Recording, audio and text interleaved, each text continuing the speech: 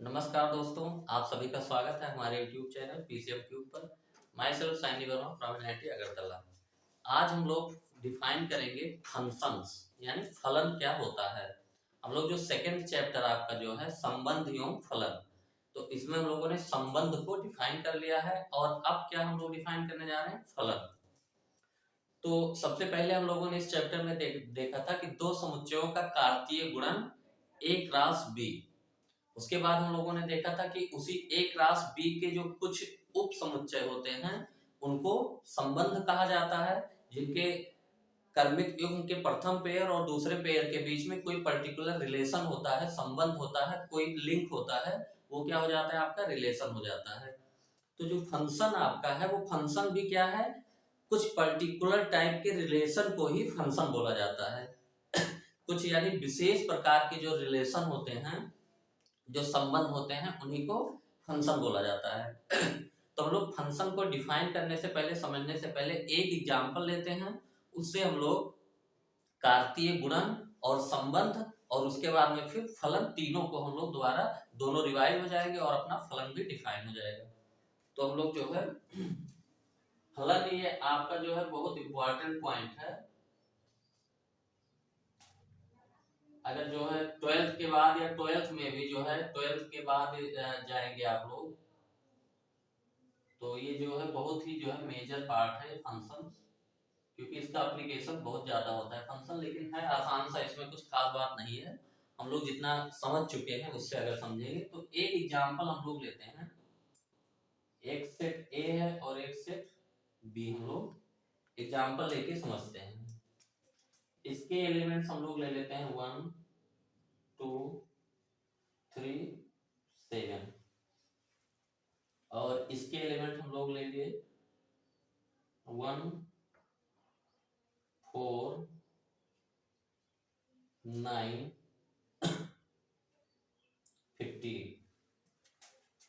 ये हमारा सेट ए है और ये हमारा सेट बी है।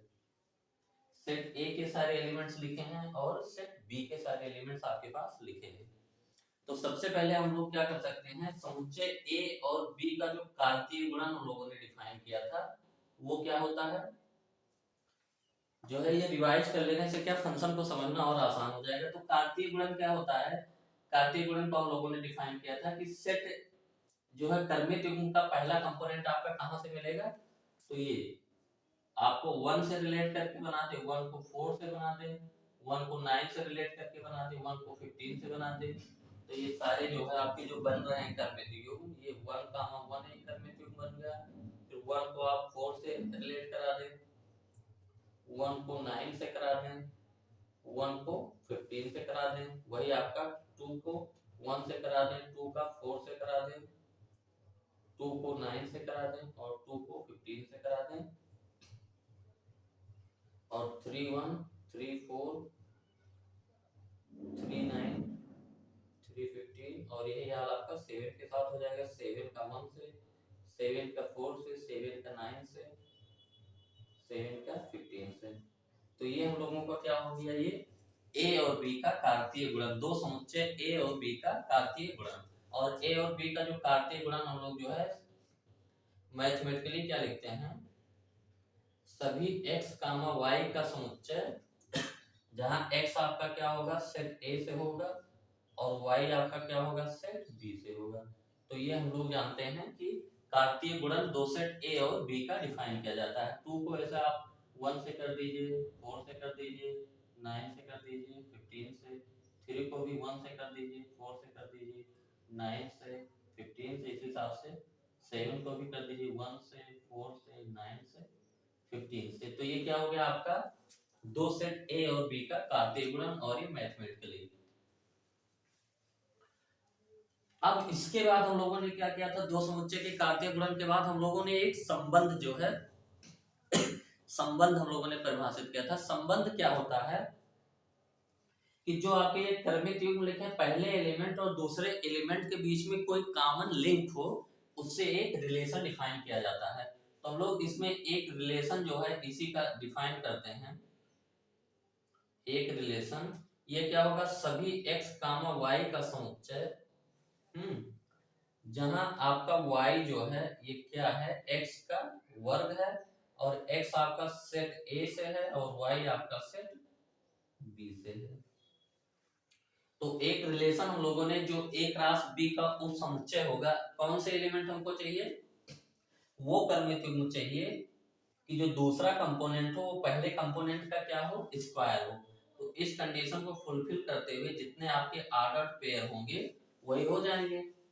तो 1, 1 आपका इस कंडीशन को सेटिस्फाइड करता हुआ कर्मेटिव हो गया, क्योंकि जो बाद वाला है ये पहले वाले का वर्ग है, 1 का वर्ग 1 ही होता है। फिर क्या होगा,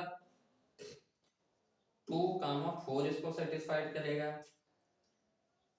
3, 9 इसको सेटिस्फाइड करेगा।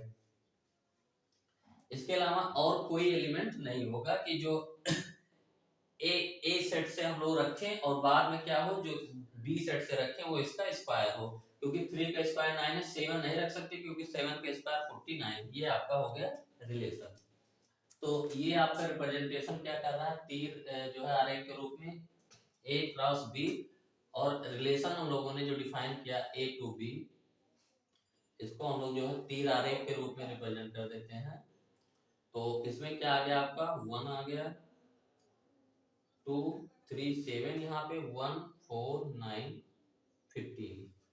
तो जब रिलेशन हम लोग करेंगे तो ये आपका क्या हो गया, 1 किससे अटैच हो गया 1 से, 2 आपका किससे अटैच हो गया 4, 3 आपका किससे अटैच हो गया 9 से, और बाकी ये सारे एलिमेंट आपके जो है रिलेशन में नहीं होंगे। ये आपका क्या रिप्रेजेंट हो गया रिलेशन। ये रिलेशन जो है आपका मैथमेटिकल फॉर्म में है, ये तीर आरेख के रूप में है, और ये है जो है रोस्टर फॉर्म में है।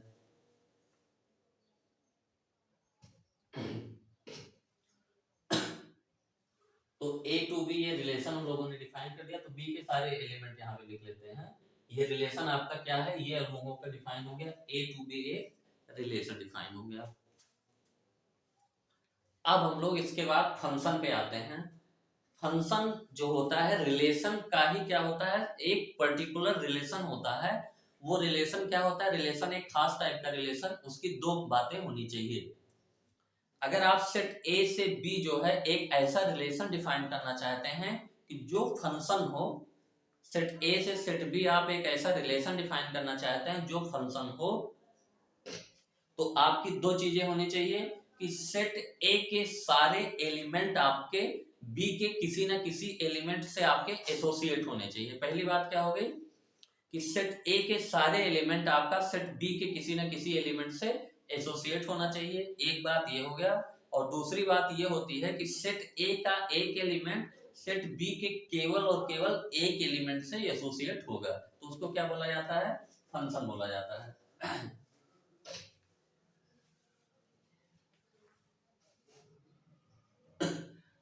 तो ये आपका हो गया ए और बी का कार्तीय गुणन, ये आपका हो गया रिलेशन। अब हम लोग ये रिलेशन जो यहाँ पे है इसमें हम वो प्रॉपर्टी अपना देखते हैं जो फंक्शन का अभी डिफिनेशन में हम लोग लिखेंगे कि सेट ए के सारे एलिमेंट आपके क्या होने चाहिए, एसोसिएट होने चाहिए सेट बी के एलिमेंट से। तो ये रिलेशन फंक्शन नहीं है क्योंकि सेट ए का एक एलिमेंट 7 आपका सेट बी के किसी एलिमेंट से एसोसिएट नहीं हो रहा। तो अब हम लोग फंक्शन जो है फंक्शन के बारे में लिखते हैं।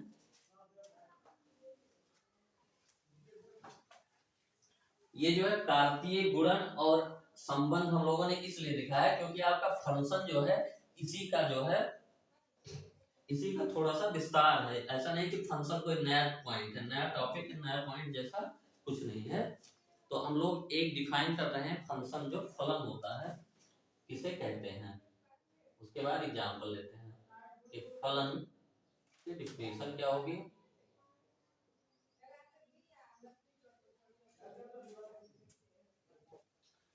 तो दो समुच्चय ए से समुच्चय बी से परिभाषित एक संबंध फलन f कहलाता है। कब कहलाता है, जब समुच्चय ए के सारे एलिमेंट आपके बी से एसोसिएट होने चाहिए, यानी समुच्चय ए का कोई भी एलिमेंट ऐसा ना हो कि जो बी के किसी एलिमेंट से एसोसिएट ना हो, पहली बात हो गई। और दूसरी बात आपकी क्या हो गई कि सेट ए का एक एलिमेंट सेट बी के केवल और केवल एक एलिमेंट से एसोसिएट होना चाहिए। ये हम लोग पहले लिख लेते हैं हल्का सा, फिर उसके बाद में लिखते हैं। समुच्चय ए से बी में संबंध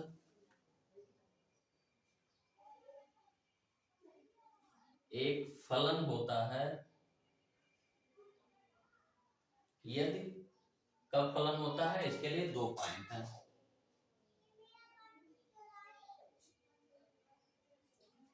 समुच्चय ए का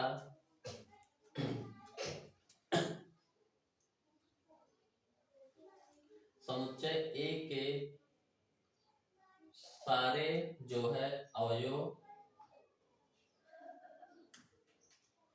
बी के किसी न किसी अवयव से जो है संबंधित हो। ये पहली बात हो गई, यानी ए का हर एलिमेंट आपके बी के एलिमेंट से एसोसिएट होना चाहिए।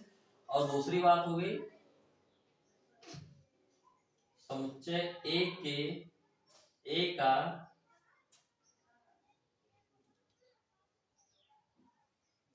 कोई भी अवयव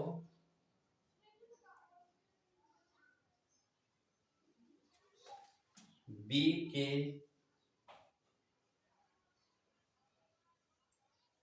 केवल और केवल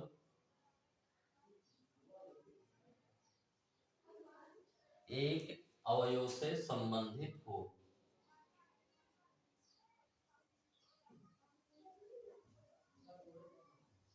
ये 2 कंडीशन होती है, तो ये क्या होगा आपका रिलेशन फलन होगा। और इसको हम लोग लिखते कैसे हैं, फलन function define from A to B.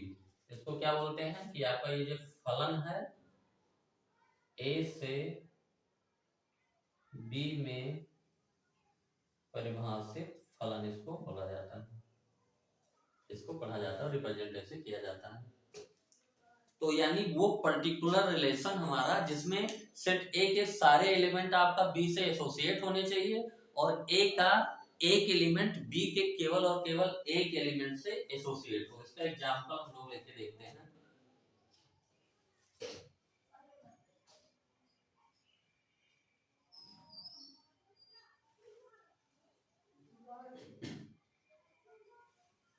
एक सेट हम लोग ले लेते हैं ए और एक सेट ले लेते हैं बी। ये हो गया आपका 1 4 9 16। अब हम लोग 1 को 1 से एसोसिएट कर देते हैं, 2 को 4 से, 3 को 9 से। तो ये आपका जो संबंध है ये फलन है कि नहीं है, आपको ये चेक करना है। तो फलन होने के लिए क्या होना चाहिए कि सेट ए के सारे एलिमेंट आपके एसोसिएट है, सेट ए में कोई भी एलिमेंट आपका खाली नहीं बचना चाहिए। और दूसरी कंडीशन क्या है, सेट ए का एक एलिमेंट सेट बी के केवल एक एलिमेंट से एसोसिएट होना चाहिए। तो ये आपका क्या है, ये फलन है। फिर हम लोग और एग्जांपल लेते हैं, मान लेते हैं इसी में थोड़ा चेंज करते हैं, 1 2 3 4 और ये हो गया 1 4 9 25 18।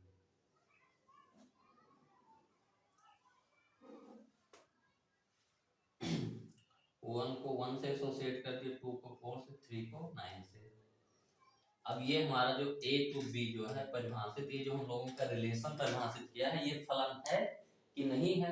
तो फलन होने के लिए क्या होना चाहिए कि ए के सारे एलिमेंट एसोसिएट होना चाहिए। यहाँ पे ए के सारे एलिमेंट एसोसिएट नहीं है आपका, तो ये फलन नहीं है, ये संबंध आपका फलन नहीं है। क्यों? क्योंकि क्योंकि ए का एक अवयव ऐसा है जो बी से संबंध नहीं है या संबद्ध नहीं है, ऐसे बोल सकते संबद्ध,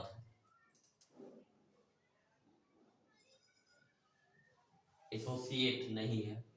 तो ये फलन नहीं है। फलन होने के लिए क्या होना चाहिए, सेट ए के अगर ए एफ जो है ए टू बी अगर डिफाइन कर रहे हैं आप समुच्चय ए से बी में फलन, तो ये रिलेशन फलन तब होगा जब ए के सारे एलिमेंट एसोसिएट होने चाहिए। तो एक एलिमेंट आपका खाली है तो ये भी फलन नहीं है।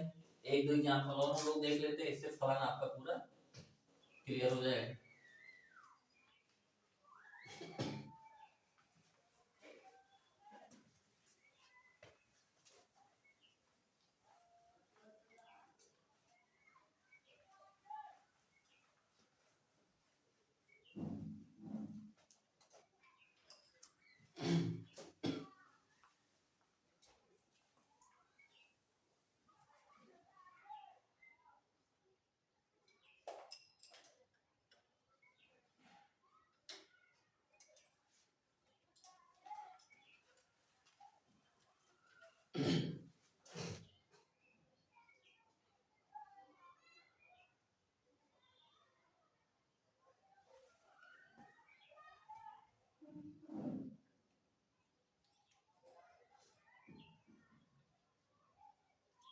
एक सेट हम लोगों ने ये दिया, सेट ए और सेट बी, ये तीर आरेख के रूप में हम लोग अभी समझ रहे हैं।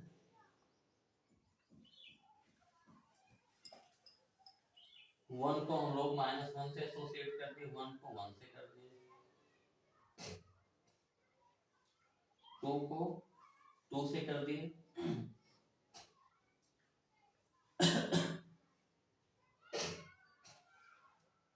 हम लोग यहाँ पे एग्जाम्पल भी चेंज कर लेते हैं और यहाँ पे हम लोग 2 कर लेते हैं, इसको कर लेते हैं,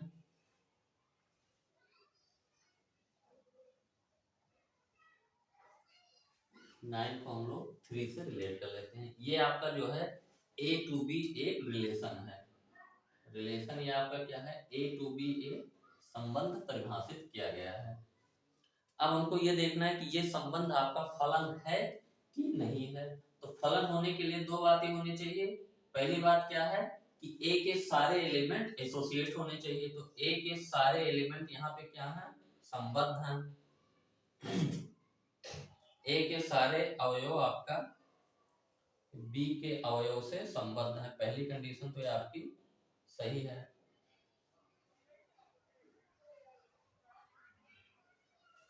अब दूसरी कंडीशन यानी ए का कोई एलिमेंट आपका खाली नहीं बचना चाहिए।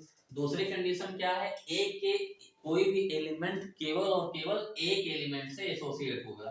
तो 1 आपका यहाँ से क्या है, -1 से भी एसोसिएट है और 1 वहां से क्या है, 1 से भी एसोसिएट है। तो दूसरी कंडीशन जो है ये आपकी फॉलो नहीं हो रही है। ए का अवयव जो है आपका 1, ये जो है बी के दो अवयव 1 और -1 से संबंध है। अतः हम लोग क्या कहेंगे कि ये संबंध जो आपका है यह संबंध फलन नहीं है।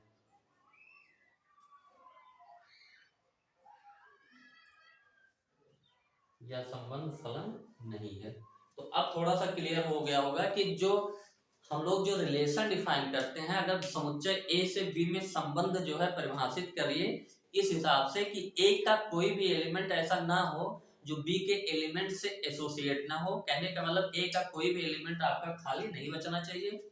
और दूसरी बात, सेट ए का एक एलिमेंट बी के एक एलिमेंट से ही केवल एसोसिएट हो। यानी अगर बी के सेट ए का एक भी एलिमेंट आपका ऐसा है कि जो बी के किसी भी एलिमेंट से एसोसिएट नहीं है या एक से ज्यादा एलिमेंट से एसोसिएट है, तो वो आपका फंक्शन नहीं होगा। ये हम लोग थोड़ा जो है वेन आरेख के रूप में एग्जांपल्स भी हम लोग देख ले फलन का। अब जो है इसका थोड़ा जो है हम लोग जो है प्रैक्टिकल मीनिंग समझते हैं फलन का, उससे आपका जो है काफी कुछ क्लियर हो जाएगा। प्रैक्टिकल मीनिंग हम लोग समझते हैं। प्रैक्टिकल मीनिंग में क्या है फलन का, कि जो फलन एफ हम लोग बोलते हैं ए टू बी, ये हम लोग एफ को एक रूल बोलते हैं, ठीक है। इसको हम लोग एक मशीन समझ लेते हैं फलन एफ को। और जो ए सेट है, ए सेट ये आपका क्या होता है, ये इनपुट, ये मशीन है जो आपका इनपुट आप कुछ इसमें डालते हैं और ये आउटपुट आपका देता है, इनपुट आउटपुट। और एफ आपका क्या है, वो रूल है, जिस रूल से ये मशीन वर्क करती है। तो हम लोग अब मशीन जब डिफाइन करेंगे या मशीन कोई भी बनाएंगे तो उसमें रॉ मटेरियल इनपुट आपका रॉ मटेरियल डालेंगे और जो है वहां पे प्रोडक्ट जो है आपका मिलेगा, यहाँ पे उत्पाद मिलेगा। तो अब हम लोग मानते हैं कि जो ये है, ये आपका इनपुट है, आपका ये इनपुट है और ये आपका आउटपुट है और ये बीच में एक रूल एफ है। हम लोग मानते हैं यही क्या है, आपका मशीन है।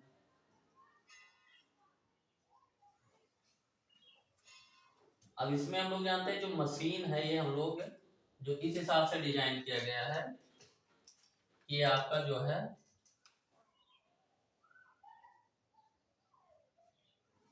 शर्ट बनाता है, आपका पैंट बनाता है और ये आपका जूता बनाता है और ये आपका कोट बनाता है। और इसमें रॉ मटेरियल जो है आपका लेदर हो गया,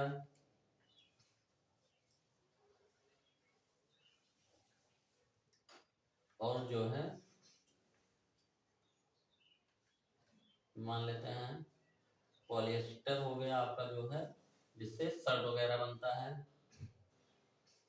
और जो आपका ये जीन्स का कपड़ा हो गया जिससे पैंट वगैरह बनता है, ये आपका रॉ मटेरियल हो गया। और जो है ये चमड़ा हो गया। अब हम लोग जब मशीन डिफाइन करेंगे तो देखिए, एक इनपुट से अगर मान लीजिए हम लोग लेदर से आपका जो है लेदर इनपुट पे आपका जूता भी बनता है और आपका कोट भी बनता है। मान लीजिए ऐसी मशीन है आपका कि एक इनपुट से दो आउटपुट आता है। तो आप मान लीजिए कंपनी चला रहे हैं तो आपका ये मशीन है कि एक इनपुट पे दो आउटपुट देता है और आपके पास जो है पर्याप्त जूते जो हैं आपको केवल और केवल कोट बनाना है। तो कोट बनाना है लेकिन आपकी मशीन ऐसी डिजाइन है कि लेदर डालने पे आपके जूता भी प्रोडक्ट में निकलता है, कोट भी निकलता है, लेकिन आपको जूता नहीं चाहिए, केवल कोट चाहिए क्योंकि जूते की डिमांड नहीं है। तो आपकी ये मशीन का जो वर्किंग है ये स्टाइल ठीक नहीं है। वर्किंग ठीक क्यों नहीं है? क्योंकि आप ये चाहते हैं कि इनपुट पे जो आप चाहते हैं कोट, वो कोट ही निकले, ये जूता जो निकलेगा उसकी डिमांड नहीं है, तो ये बेकार हो जाएगा। यानी एक इनपुट पे दो आउटपुट वाला जो है आपका मशीन बेकार है। क्यों बेकार है? क्योंकि आपकी जो है डिमांड के हिसाब से, मार्केटिंग के हिसाब से ठीक नहीं है। आप समझ रहे हैं क्यों बेकार है। अब दूसरा हम लोग समझ लेते हैं कि ये एक एलिमेंट जो है ये है चमड़ा है, जो हम लोग मान लेते हैं कि ये किसी से एसोसिएट नहीं है, यानी ये इनपुट डालने पे कोई भी आउटपुट आपका नहीं मिलता है। अब दूसरा पॉइंट हम लोग समझते हैं, आपका मशीन ऐसा है कि ये इनपुट तो आपका लेता है लेकिन इनपुट डालने पे आपका आउटपुट नहीं देता, यानी ये इनपुट आप डालते जाओ कोई भी प्रोडक्ट निकलता ही नहीं है। तो उस हिसाब से भी ये आपका डिजाइन मशीन का ठीक नहीं हुआ कि आप इनपुट तो ले रहा है लेकिन आउटपुट नहीं दे रहा है। तो दोनों कंडीशन जो हम लोग देखते हैं फंक्शन में, ये यहाँ से एग्जैक्टली समझ में आ रहा है कि एक इनपुट का एक से ज्यादा आउटपुट आएगा, वो मशीन हमको नहीं चाहिए। क्योंकि हम चाहते हैं कि जिसका हम लोग जो डिमांड हो उसी का निर्माण करना चाहे। तो हम कोट बनाने के लिए लेदर अगर इनपुट डाल रहे हैं तो जूता भी उसी से बना रहा है, तो हमको नहीं चाहिए। क्योंकि जूता हो सकता है पर्याप्त मात्रा में हो, आपका डिमांड हो, कोट की ही डिमांड हो, लेकिन जूता भी बन रहा है तो वो आपका मशीन नहीं ठीक है। दूसरा पॉइंट क्या हो गया कि आप चमड़ा डाल रहे हैं इनपुट लेकिन वो आउटपुट कुछ नहीं निकल रहा है, तब भी वो मशीन आपका क्या हो गया, ठीक नहीं है। तो मशीन जो है डिफाइन करने के लिए इसका वर्किंग अच्छा कब होगा, इसके लिए दो पॉइंट आप मशीन मॉडल से ही ध्यान रखिए कि दो पॉइंट होना चाहिए कि प्रत्येक जो है प्रत्येक इनपुट का आउटपुट होना चाहिए। यानी कोई भी इनपुट ऐसा नहीं होना चाहिए कि आप वो इनपुट तो डाल रहे हैं लेकिन आपका जो है रॉ मटेरियल आपका बेस्ट होगा, क्योंकि रॉ मटेरियल डाल रहे हैं, आउटपुट नहीं निकल रहा है। तो प्रत्येक इनपुट का आउटपुट होना चाहिए, पहली बात। और दूसरी बात को ये क्या होनी चाहिए कि किसी भी इनपुट का केवल और केवल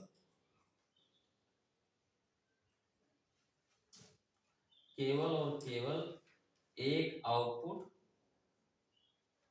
होना चाहिए। तो इस तरीके से आप अगर रिलेशन डिफाइन करेंगे तो वो आपका क्या कहलाएगा, फंक्शन कहलाएगा।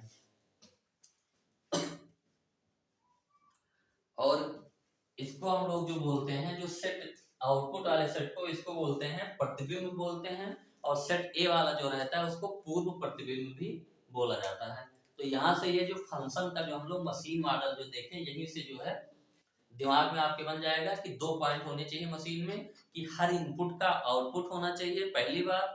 और दूसरी बात ये हो गया कि किसी भी इनपुट का एक से ज्यादा आउटपुट नहीं आना चाहिए, क्योंकि आप बनाना तो चाहते हैं कोड, लेकिन जूता भी साथ में बन रहा है, जूता भी बन रहा है, तो आपको ऐसी मशीन नहीं चाहिए। और आप चमड़ा डाल रहे हैं, इनपुट तो ले रहा है लेकिन आउटपुट नहीं दे रहा है, तो वो भी मशीन खराब है। तो इनपुट आउटपुट मॉडल से हम लोग समझेंगे। यानी जो पहले वाला सेट होता है वो क्या होता है, इनपुट होता है, और दूसरा वाला जो होता है आउटपुट होता है। यहाँ से ये हमारा जो है फंक्शन का जो डिफिनीशन हो गया, ये क्लियर हो गया कि बस हमको केवल 2 पॉइंट ध्यान रखना है कि अगर आप फलन ए से फलन बी में जो है फंक्शन डिफाइन कर रहे हैं, तो समुच्चय ए के सारे एलिमेंट का जो है आपका क्या होना चाहिए, आउटपुट होना चाहिए। और एक किसी भी एलिमेंट का एक से ज्यादा आउटपुट नहीं होना चाहिए, ये डिफाइन हो गया। और इसमें एक दो लाइन हम लोग डिफिनीशन वगैरह थोड़ा और लिख लेते हैं।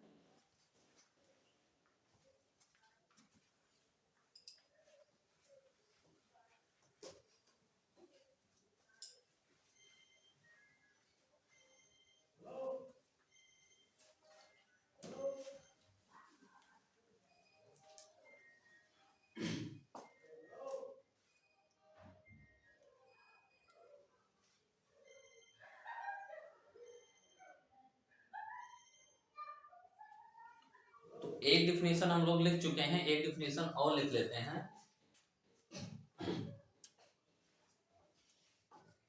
फलन का यदि f a से b का एक फलन है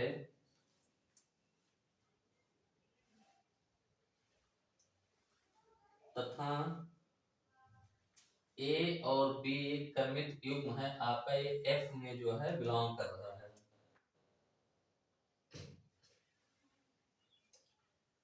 तो हम लोग क्या बोलते हैं कि f a equal to b। यानी f आपका क्या है, ये फंक्शन है, फलन है या मशीन है। और a जो है आपका क्रमिक युग्म का पहला क्या है, इसको इनपुट बोलते हैं। ये क्या हो गया, ये इनपुट है। हम लोग अभी जो इनपुट आउटपुट हो रही है आपका क्या है, आउटपुट है। और f आपका क्या है, ये फंक्शन है, फलन है या मशीन। हम लोगों ने कहा मशीन के अंदर आप ए डालते हैं इनपुट, तो आउटपुट आपका क्या आता है, बी आता है, ठीक है। जहां बी को हम लोग क्या बोलते हैं, जहां बी को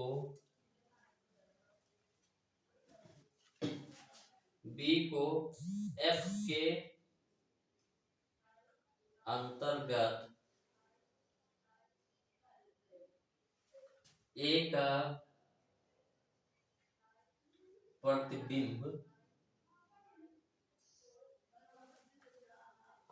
ए का प्रतिबिंब, या हम लोग क्या यहाँ पे मान के अपना अपना लैंग्वेज क्या रखना कि ए का क्या है, ये फलन एफ का आउटपुट है। एफ के अंतर्गत आपका क्या है, ए का आउटपुट है। बी क्या है आपका, एफ के अंतर्गत ए का प्रतिबिंब है तथा ए को बी का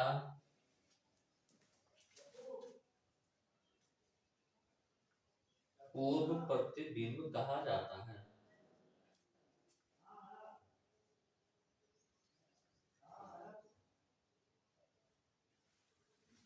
यानी अगर आप फलन डिफाइन करते हैं तो कोई भी कर्मित युग्म अगर आप लीजिए, वो फलन जो डिफाइन किया है आपने उसमें है, तो ये जो a होता है, तो एफ ए हम लोग क्या ऐसे लिखते हैं, एफ ए बराबर बी, यानी जो फलन आपका है, यानी जो मशीन है उसमें आप ए डालेंगे तो क्या आउटपुट आएगा, बी आएगा। तो बी को क्या बोला जाता है, एफ के अंतर्गत ए का प्रतिबिंब है, एफ के अंतर्गत ए का प्रतिबिंब, और वही हम लोग क्या बोलते हैं कि बी क्या है, आपका आउटपुट है। फलन एफ में किसका आउटपुट है, जब ए इनपुट डाला जाता है, और ए को बी का क्या बोला जाता है, पूर्व प्रतिबिंब बोला जाता है।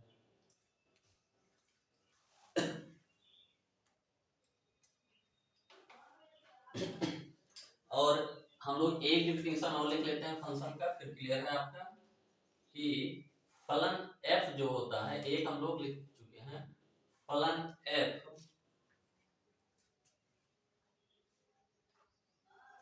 किसी आरिक्त समुच्चय A से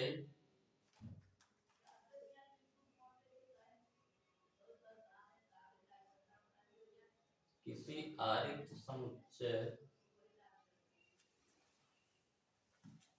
A से आरिक्त समुच्चय B, आरिक्त समुच्चय B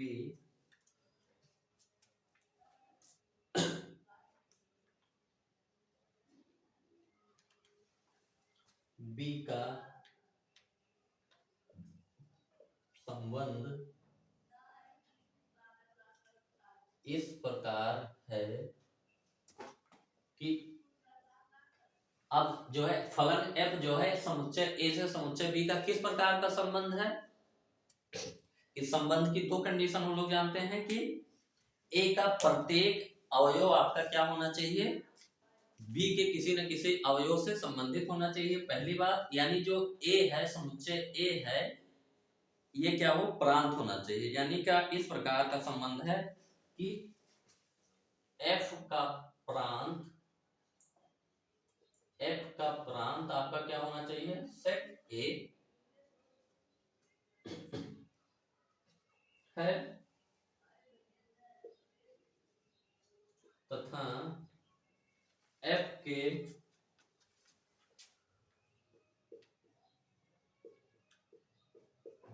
किसी भी दो भिन्न कर्मित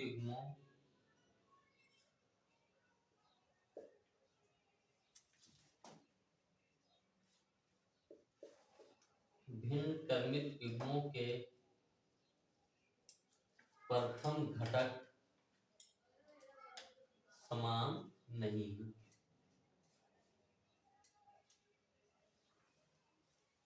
तो ये बात जो है फंक्शन की जो डिफिनेशन है ये आपकी, ये बात वही है, कहने का तरीका अलग है कि सेट A से B अगर आप जो है फंक्शन डिफाइन कर रहे हो, सेट A से B आप फलन अगर डिफाइन कर रहे हो, तो ये कब होगा, पहली बात क्या होना चाहिए, F का प्रांत आपका क्या होना चाहिए, पूरा सेट A होना चाहिए। F प्रांत क्या होता है, प्रांत जो होता है F के कर्मित युग्मों के सभी प्रथम घटक का समुच्चय। तो कर्मित युग्मों के प्रथम घटक का समुच्चय आपका पूरा सेट A आ गया, इसका मतलब सेट A का कोई भी एलिमेंट छूट नहीं रहा है, कोई भी इनपुट ऐसा नहीं है जिसपे आउटपुट नहीं आ रहा है। और दूसरा पॉइंट इन्होंने जो कहा है, किसी भी दो कर्मित युग्मों के दो भिन्न कर्मित युग्मों के प्रथम घटक समान नहीं है। यानी ऐसा नहीं हो सकता कि आप कोई कर्मित युग्म उठाए, 1 कामा ये आ गया और 1 कामा बी ये आ गया, इसका मतलब क्या हो गया आपका, 1 A से भी एसोसिएट है, 1 B से भी एसोसिएट है। तो इस प्रकार होना चाहिए कि दो कर्मित युग्मों के प्रथम घटक समान नहीं होना चाहिए, दो भिन्न कर्मित युग्मों के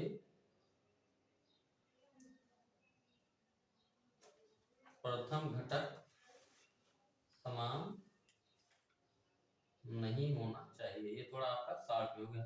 तो कहने का तरीका आपका जो है यही है, हम लोगों का जो मशीन मॉडल है कि एक इनपुट पे एक आउटपुट और एवरी इनपुट का आउटपुट होना चाहिए, एक इनपुट पे एक आउटपुट और एवरी इनपुट का यानी प्रत्येक इनपुट का आउटपुट होना चाहिए। तो ये सब डिफिनीशन है, डिफिनीशन से उतना ज्यादा समझ में नहीं आता, बस सीधा सीधा हम लोग जानते हैं कि सेट अगर फलन डिफाइन करना है तो सेट ए के जो सारे एलिमेंट हैं उनका आउटपुट होना चाहिए, और सेट ए के एक एलिमेंट का केवल और केवल एक आउटपुट होना चाहिए। ये हम लोगों का डिफिनीशन मशीन मॉडल से क्लियर हो गया, और डिफिनीशन भी हम लोगों ने लिख लिया।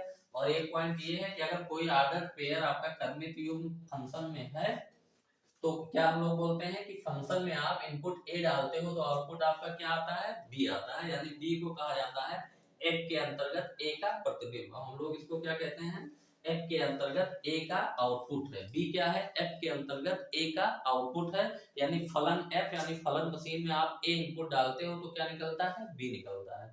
और ए को जो है क्या कहा जाता है, तथा ए को बी का पूर्व प्रतिबिंब कहा जाता है। तो ये आपका फंक्शन जो है पूरा पूरा क्लियरली डिफाइन हो गया।